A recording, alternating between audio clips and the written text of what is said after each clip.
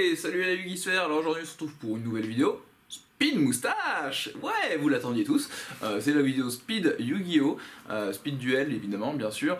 Quand on dit Speed Moustache, ça veut dire quoi? C'est Speed Duel parce que vous n'avez pas encore 10 000 abonnés. Donc les vidéos, enfin voilà, je vous ferai une intro peut-être. Hein, voilà, je ferai peut-être une vidéo pour vous parler complètement du tuto moustache quand on aura 10 000 abonnés.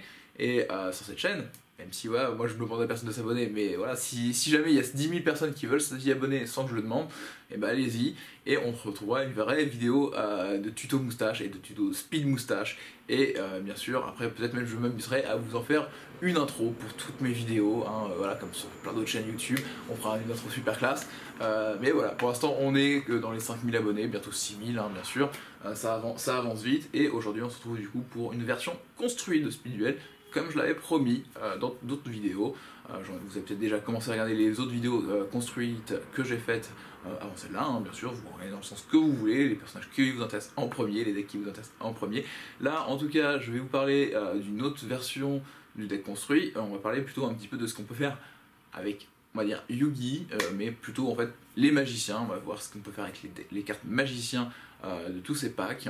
Parce que moi je trouve qu'il y a beaucoup de potentiel, c'est quelque chose que je m'y suis mis très rapidement en fait, c'était un de mes premiers decks même dans Duel Link, de jouer un deck magicien un peu comme je vais vous le montrer là, parce que pour moi c'était très fort dans Duel Link, et ça reste très fort en fait dans le Speed Duel, et une façon assez plaisante pour moi de jouer et de m'amuser, donc bon, on découvre ça tout de suite. C'est parti, on va voir enfin le deck de Yugi, enfin plus ou moins le deck de Yugi. Mais cette fois-ci, cette version n'a pas le magicien sombre ou le magicien des ténèbres, hein, en fonction de comment on l'appelle. C'est une version qui va plutôt se baser sur la carte piège, cercle du magicien. Qu'est-ce que c'est que le cercle du magicien et pourquoi je m'intéresse principalement dans ma stratégie à cette carte piège? C'est que pour moi elle est très forte, elle accélère énormément les OTK, en plus elle est pas très loin d'une des cartes qui va nous intéresser dans ce deck, la magicienne des ténèbres. On va voir pourquoi tout de suite. Parce que lorsqu'un monstre magicien déclare une attaque, chaque joueur invoque spécialement un monstre magicien avec max 2000 d'attaque depuis son deck en position d'attaque. Donc ça c'est quand même vraiment cool parce que on attaque avec n'importe quel magicien, ou notre adversaire nous attaque même avec un magicien, et ben on va pouvoir sortir éventuellement la magicienne des ténèbres depuis notre deck directement grâce à l'effet du cercle du magicien ou n'importe quel autre magicien qui nous resterait dans notre deck. On va aussi forcer l'adversaire à sortir un monstre magicien, donc si notre adversaire joue Kaiba, on va venir le forcer à nous mettre ces monstres seigneurs des dés sur le terrain pour bien lui détruire, ce qui pourra éventuellement peut-être le priver de sa flûte sur les tours suivants, donc c'est plutôt cool. Enfin moi j'aime beaucoup comme façon de faire.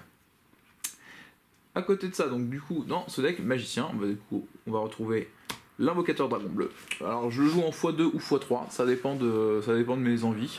Je fais les deux sont possibles. Donc lui c'est un petit magicien quand même très fort, on va en reparler plein de fois dans cette vidéo probablement. Si cette carte est envoyée depuis le terrain au cimetière, vous pouvez ajouter un monstre normal de type dragon, guerrier, magicien depuis votre deck à votre main. Donc c'est pour ça que tout simplement on va retrouver aussi derrière la poupée brigande, qui est un monstre magicien normal avec 1600 d'attaque et 1000 de défense. Donc parce que par exemple si lui il est détruit au premier tour au combat, et ben on va pouvoir aller chercher un monstre poupée brigande au tour suivant, enfin dans notre deck après cette destruction, et donc on sera sûr d'avoir un monstre magicien invocable normalement directement sur notre terrain pour le tour suivant. Donc ça c'est quand même plutôt pratique. Hein. On s'assure de toujours avoir des monstres en main, parce que c'est des fois ce qui peut être un petit peu embêtant, ça nous assure un petit peu le CA. C'est quand même plutôt cool. Moi, comme magicien que j'aime bien, surtout des fois avec le cercle du magicien, en fonction des combos qu'on peut sortir, ça va être le Copicha aussi. Alors lui, il est loin des 2000 d'attaque, hein, bien sûr, parce qu'il est à 0 d'attaque au départ. On va le mettre là, notre ami Copicha, on va le mettre là. On mettra la magicienne des ténèbres à côté après. Donc on a le Copicha qui est donc à 0 d'attaque, 0 de défense, mais qui nous dit que quand il est invoqué, on cible un monstre face recto contrôlé par notre adversaire, et l'attaque défense de cette carte devient égale à l'attaque défense d'origine du monstre. Donc du coup par exemple là je vous parlais d'attaquer Kaiba, hein. Donc on attaque Kaiba avec un premier monstre magicien, on va activer notre cercle, on va le forcer à sortir un seigneur des dés. Nous de notre côté, on attaque le dragon blanc yeux bleu bien sûr, qui est super fort, il a sorti son dragon blanc yeux bleu en premier tour, il sort son dragon blanc yeux bleu, on va le forcer à sortir son seigneur des dés sur son terrain. Et là, on va être bloqué parce que du coup, on ne pourra pas faire l'effet de copie chat, parce qu'on ne pourra pas cibler un monstre dragon. Mais on pourra copier éventuellement son seigneur des dés avec son copie chat. Mais si il a un autre monstre magicien qu'il sortirait de son deck, on pourrait le copier. Ou sinon, on est dans un autre deck, hein, parce que vous avez vu aussi dans le deck de Joey, si vous avez regardé la vidéo de Joey, qu'on a le dragon noir aux yeux rouges, mais on a aussi le magicien du temps. Donc on pourrait nous sortir, voilà, ça va être un meilleur exemple de sortir le magicien du temps. On attaque le dragon noir aux yeux rouges. On sort le copie chat lors de cette attaque, on copie l'attaque du dragon noir aux yeux rouges, on remet notre attaque au final de notre invocateur sur le magicien du temps, on détruit le magicien du temps, notre copie chat on va le sacrifier pour aller détruire le monstre adverse qui sera du coup à la même attaque que notre copie chat, à moins qu'on ait éventuellement notre carte de compétence qu'on va découvrir tout de suite après dans ce deck. On va jouer aussi le petit sorcier Musketoon. Alors lui je joue x1 parce qu'il est quand même pas mauvais comme petit magicien, parce que bon, il peut pas attaquer le tour où il est invoqué. Malheureusement on n'a pas encore le sorcier masqué classique. Encore le sorcier masqué classique, je pense que je mettrais plutôt le sorcier masqué classique parce qu'il pourra attaquer au premier tour. Mais surtout c'est que le sorcier masqué Toon va nous dire que quand, comme le sorcier masqué classique aussi hein, bien sûr, c'est que quand il affiche des dommages, on pioche une carte. Donc il n'a pas beaucoup d'attaque, il n'a pas beaucoup de défense non plus. Mais dans le cas où ça passerait, bah, on va pouvoir quand même piocher des cartes, donc on va découvrir des cartes magie et pièges qui vont nous aider hein, à faire que notre sorcier masqué Toon inflige des dommages. Je vous l'avais promis, bah, on n'a pas le magicien sombre, mais on a la magicienne des ténèbres pour la sortir sur le cercle du magicien. Donc là c'est pareil, en fonction de vos versions, vous pouvez ne pas jouer le sorcier masqué Toon et jouer plutôt 3 fois magicienne des ténèbres ou 3 fois invocateur dragon bleu. Hein. Ça dépend de comment vous voulez faire votre ratio et de votre stratégie principale.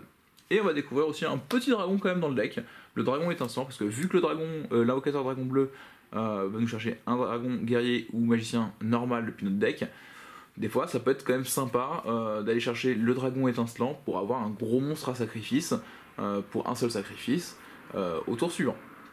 Ça peut être une stratégie que vous pouvez aussi employer. Parce qu'actuellement on n'a pas de gros monstre magicien normal, le plus gros c'est la poupée irrigante, donc, enfin si on a aussi le magicien sombre, mais le magicien sombre c'est 2 sacrifices, donc c'est vraiment trop compliqué par partir comme stratégie. Dans d'autres decks vous pourrez, ou vous baserez sur le magicien sombre, vous pourrez le faire, mais pas dans la version que je vous présente. Après, bah bien sûr, la fameuse baguette magique. Hein, la fameuse qu'on trouve chez Ollivander. Donc la baguette magique, c'est plus 500 d'attaque sur un monstre magicien, hein, on peut l'équiper qu'un monstre magicien. Bon, c'est bien, c'est que c'est quasiment que des magiciens, hein, sauf notre façon de dragon étincelant, mais c'est écrit dessus que c'est un dragon, hein, donc ça va, on va pas se tromper. Et il nous dit aussi qu'on peut, encore une fois, envoyer la baguette magique et le monstre magicien équipé au cimetière pour piocher 2 cartes. Donc ça peut être une très grosse combo avec l'invocateur dragon bleu, parce que on envoie la baguette et l'invocateur dragon bleu au cimetière, ce qui nous permettra de piocher 2 cartes, puis refaire l'effet d'invocateur dragon bleu qui, là, il est envoyé du terrain au cimetière et va nous permettre d'ajouter un monstre normal, guerrier, magicien ou dragon, depuis notre deck. Donc ça nous fait qu'en fait, on récupère 3 cartes. En utilisant 2 cartes, on en récupère 3. Ça peut nous permettre de repiocher plein de solutions diverses et variées. On va découvrir aussi, juste derrière, Reiryoku x3, pourquoi? Parce que bah, c'est écrit dessus, ciblez 2 monstres face recto sur le terrain, divisé par 2 l'attaque d'un monstre, et si vous le faites, ajoutez l'attaque perdue à l'autre monstre, et cet effet dure jusqu'à la fin du tour. Ça veut dire quand même qu'on va pouvoir avoir un monstre adverse qu'on va pouvoir passer à dans n'importe quelle situation, même avec un petit sorcier masqué Toon à 900, bah en fait on va pouvoir lui infliger 900 parce qu'on va diviser par 2 son attaque. Après on a le dé gracieux, voilà, parce que vu qu'on a une situation où on peut repiocher des cartes en pleine battle, ça peut être sympa de rebooster des cartes avec après. Donc là on va jouer un lancer de dés et on va ajouter 100 à tous nos monstres fois le numéro du lancer de dés. Le déphone pour nous détruire des magies pièges, et on va surtout découvrir le pouvoir des ténèbres. Donc le pouvoir des ténèbres qui est une compétence qui va ajouter 200 d'attaque à tous les monstres démons et magiciens. Donc en fait on va booster tous nos monstres du deck. Voilà, donc j'espère que cette petite présentation du deck magicien vous a plu et qu'elle vous permettra de jouer ce deck aussi à la maison et qui vous plaira à jouer, hein, parce que moi je le trouve vraiment plaisant à jouer. Voilà.